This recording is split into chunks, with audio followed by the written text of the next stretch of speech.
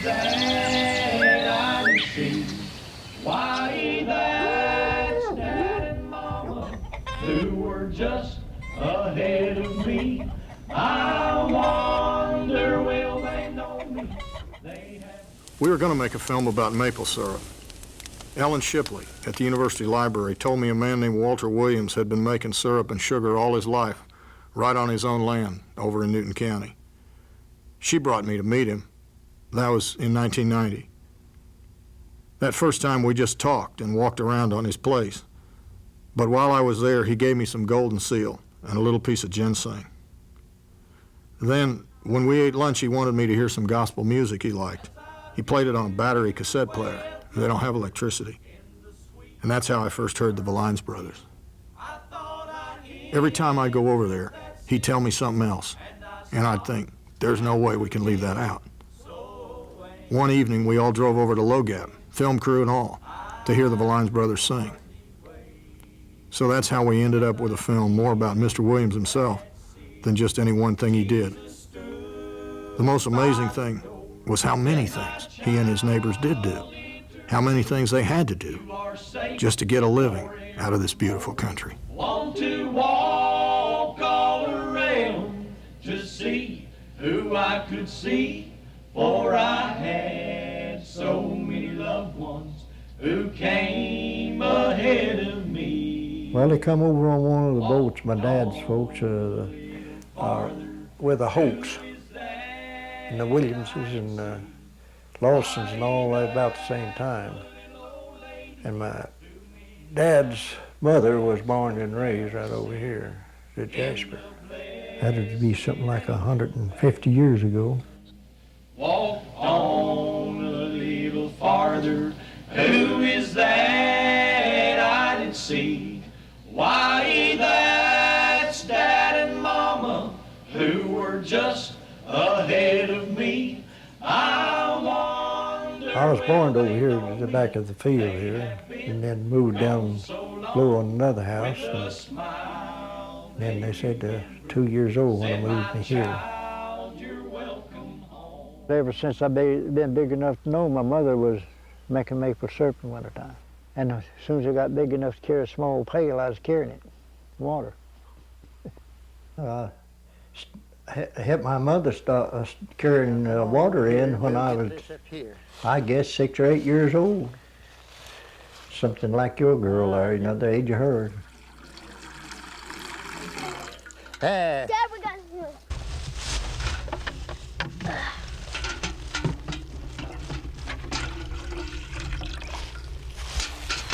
Now, when it gets real cold weather and they freeze again, they'll give us some more water. Sugar maple is all we use. You know, there's quite a few different kinds of maple. But I've been told that a box elder tree has sweet water, but I never did drink any. Never tried it. It'll run water just the same thing. The best times after a hard freeze, then it turns warm. And they'll run a few days, and then it needs to freeze again. But when we first did it and had the virgin trees, we chopped a gash in there and then bored a hole in the edge of the gash. But that wasn't necessary, we found out in later years. That was, you know, earlier settlers did that. Suppose when they was clearing land, they thought, well, they'd chop in there and they'd get water, drink for water, to have something to drink while they was working in clearing the ground. Now, these trees won't run as good as bigger trees. But now you do bore that hole on a slant. That gives room for the water to drain out.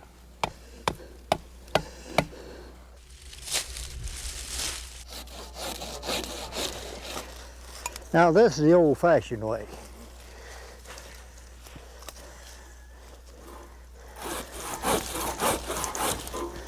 We use elder. Use these elders, you know, it has these elderberries. You cut that and then you split it out and take a stick and punch your path out of it and you got it.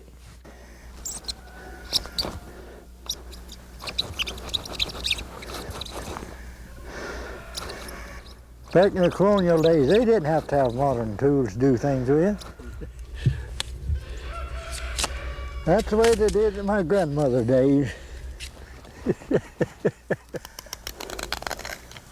The trees we got now is 2 gallons a day, I guess. The trees we got now, but those large trees I have seen as high as 4.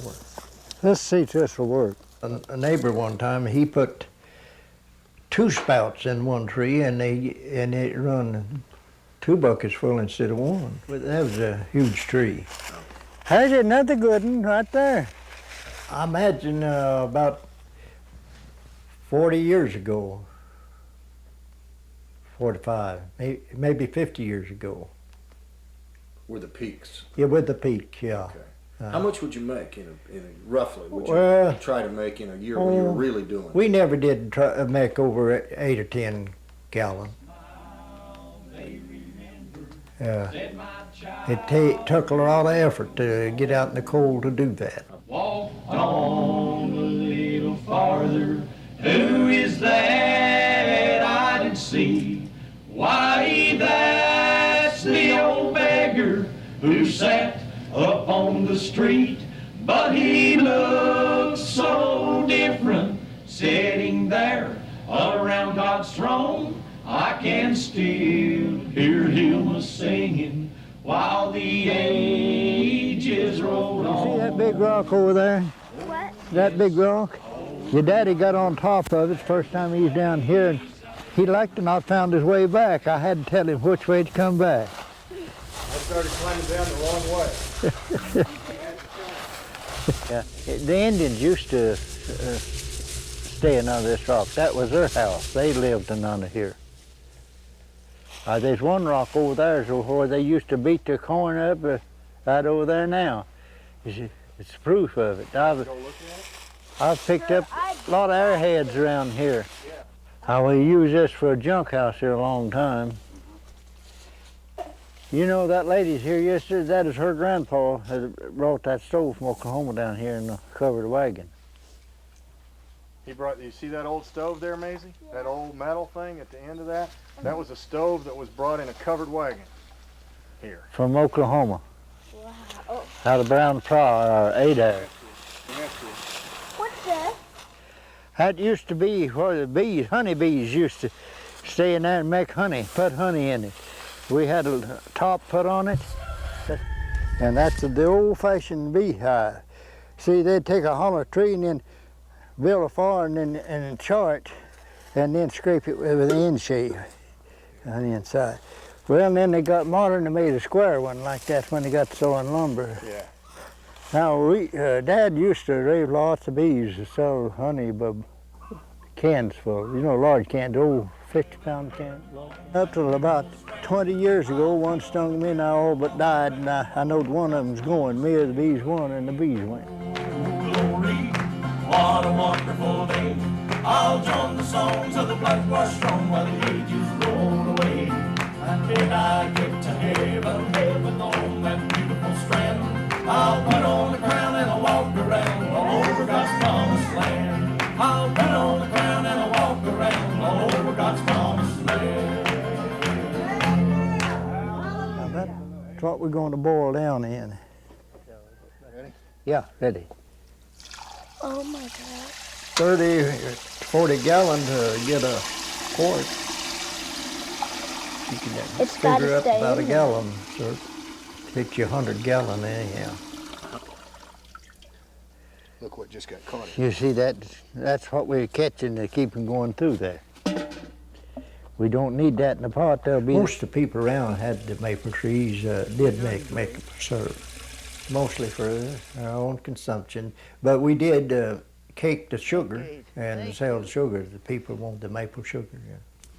But the last that Hazel and I made, in there we sold 2 or 3 gallons of syrup that winter.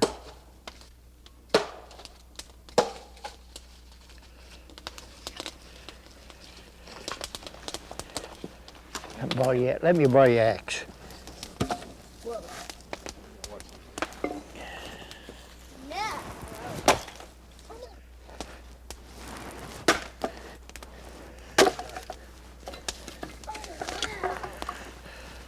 We used to have a pot ready, and when we go to get the water, if we had our buckets, empty vessels full, you know, around the place, and just go to boil and carry it in as you boil it down. That's when we made a lot of syrup. Used to come on snow and then be warm, you know, and we'd put a pot on that big rock up here and boil it down out of that and stay in out of the weather and so forth. And boil all day long. Yeah, all day. And just keep adding. Of course, there was 5 or 6 of us kids at home doing it. It wasn't like we was trying to do this to me. Yeah. See, the children then days to their parents is not like they are nowadays. They help their parents do about anything they're doing. We all worked as a family. I'm going home with Jesus in the twinkling of an eye. I've made my reservations for a mansion in the sky. I may not go in a moment, and I may not go today, but I know that I'll be leaving when he calls his church away. I'm going We're after pure in the twinkling of an when we make our own syrup. You don't add any. I know. You notice we didn't add when using it, trying to help us, did No. When we did it, we brought it inside for the last part. Did you always do that? Bring we always did. To strain it, you keep all the foreign matters out of it. The people come by wanting sugar, maple sugar, and the Hudson brothers over in Harrison used to buy it when they was running the store over there. And they'd buy big quantities if you had it. And they did that up the last few years. Well, after so long, we'd make it into sugar, cake it into sugar. And you had a better market for this maple sugar than you did syrup, right? Well, that's what most of the people used it for, and some of them, they'd melt it up and make syrup. But most people ate it just as candy. The time is different then than it is now. There was no other recreation, no other way to get out. To hunt rabbits and stuff like that, track the rabbits up and catch them, just anything, you know, to get out of the house. And it's interesting because you think you might get a dime to us when as kids. There might be a little left over, you get a stick of candy. Want me to dip another spoonful? You know, one thing we're not going to be able to get for our students here, Ms. Williams, is how good this smells. There's no way to put the smell in the movie, but it sure does smell good. You don't think you got the smell? I'm going home. I'm going home with Jesus in the twinkling of an eye. I'll make my reservation for a mansion in the sky. I may not go in a moment, and I may not go today, but I know that I'll be leaving when he calls his church. It's not rock music, nothing like that, just good straight music. Fiddling guitars and stuff, mostly guitars, you know, the bass fiddle, sometimes the banjo in it. That's church music. Yeah, the old church is just about it anymore. You'll hear that same kind of music if you attend. See, these people over here, I was just raised in the communities around with them all my life, and they're just like home people. What a wonderful day. I'll join the songs of the blood-washed throne while the ages roll away. And when I get to heaven, on that beautiful strand, I'll put on a crown and I'll walk around all over God's promised land. Oh, glory. Mother of these boys, granddad was raised on this place. Bill Keaton was her dad, and Alf Keaton was the one that homesteaded this from the government. So that's, and my father there and Ollie's dad used to run around together. I was raised right with them all my life, just about. And they're related to Hazel. The boys and the girls was raised just singing in the church special songs, and their dad picked the guitar. Jesus stood by the door, said, "My child, enter in. You are safe forevermore. Want to walk all around to see who I could see, for I had so many loved ones who came ahead of me. I don't know, that was my kind of music. That's my kind of music. I'm on my journey to that city for strength, and my faith and love of God I surely will enter there. On some bright tomorrow, with the saints I'll stand, I'll put on the crown and I'll walk around all over God's promised land. Oh, glory, what a wonderful day. I'll join the songs of the blood-washed throng while the ages roll away. They're all old natives. Yep, probably clear up most of this land around here you see in cultivation.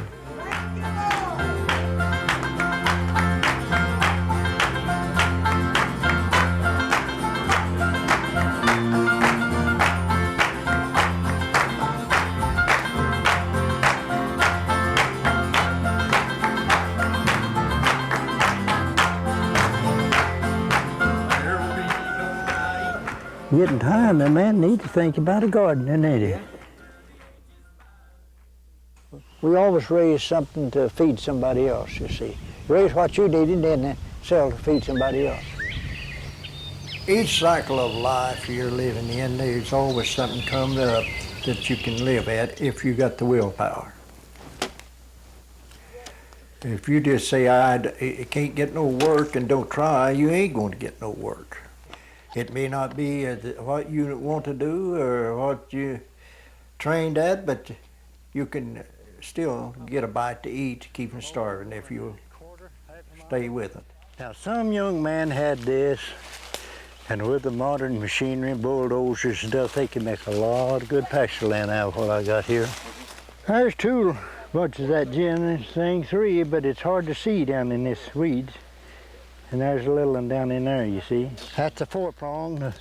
That's four-prong.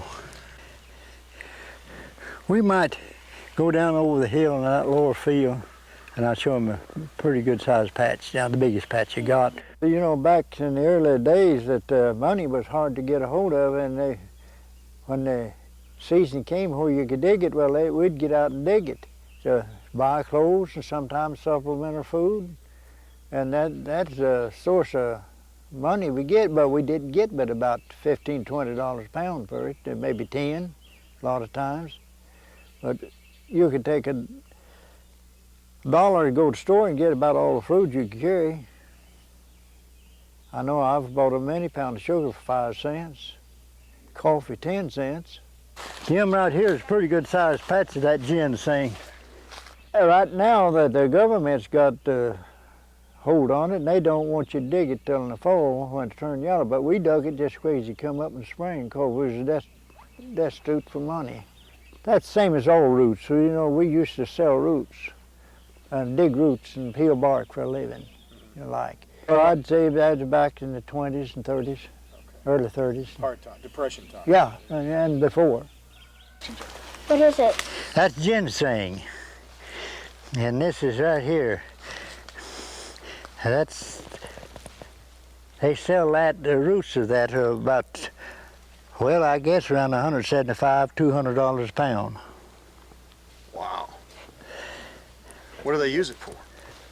Well, I don't know, medicine, I guess, but somebody said the Chinese use it and chew it, and they claim it keeps the devil off of them. I've heard that. That's a story, but they do use it in medicine. When the time comes to harvest this, what do? You pick the whole plant? No, dig it and get the root. Dig it and get the root. When you would dig roots, you have to dry them? You dry them. All roots are supposed to be dried.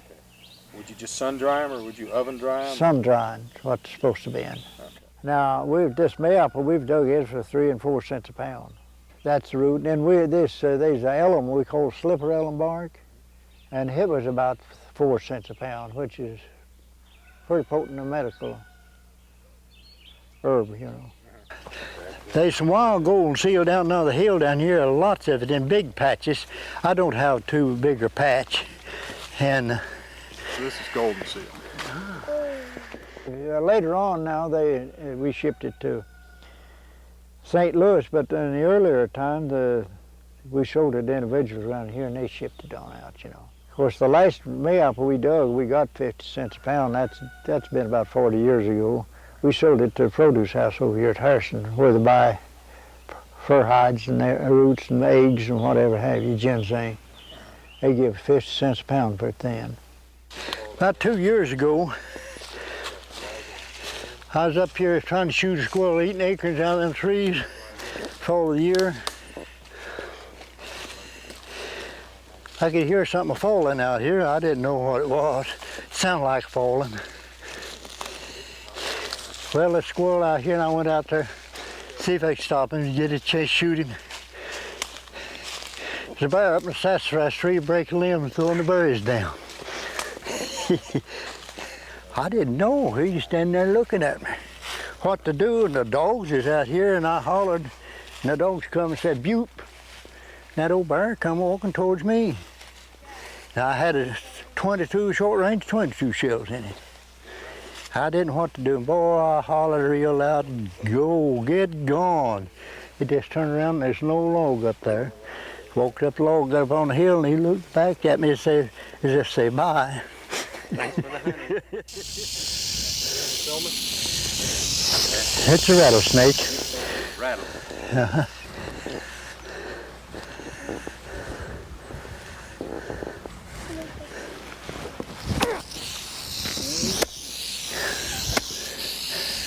You talk about a big one. That's the biggest one you ever seen in your life. We'll get it where you can. Get out. Huh? Yeah, he's 4 foot. That's a 4 foot snake. No. Okay, now you've lost it. We're not running. Count them. 1, 2, 3, 4, 5, 6, 7, 8, 9. He had 10 rattlers, what he had. We left one on. And they got a little field over there, and we was working over there, and heard my dog hollering. Come out here, and he got into one of them here in this field, and it bit him. And I found it, killed it, took it down. I took him down to the house and got me a poke stalk and bruised it, put on that where that bit, and that took care of the poison. Captain of the vessel, he's a calling, get on board, and the destination's heaven, safe on that crystal shore, where we'll meet our blessed Savior and our loved ones who have gone, where we'll live through all eternity. Thank God I'm going home. Now that's another thing. We trapped and hunt every year or two for fur pelts. What'd you trap?